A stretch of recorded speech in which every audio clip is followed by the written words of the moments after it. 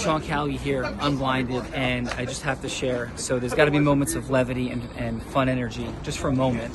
And so my favorite moment so far of being in Poland before we head to Ukraine is the fact that Rob Gill, and Chris, you might appreciate this, Chris, as Rob Gill is an ambassador of the world, as we're in this space to bring forth our best foot and all the beautiful work.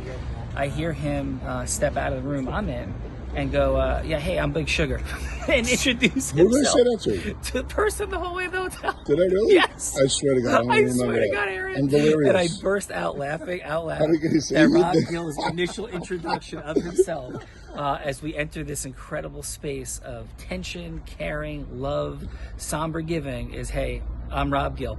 And it just could have added from America, and hey, do you like Rambo?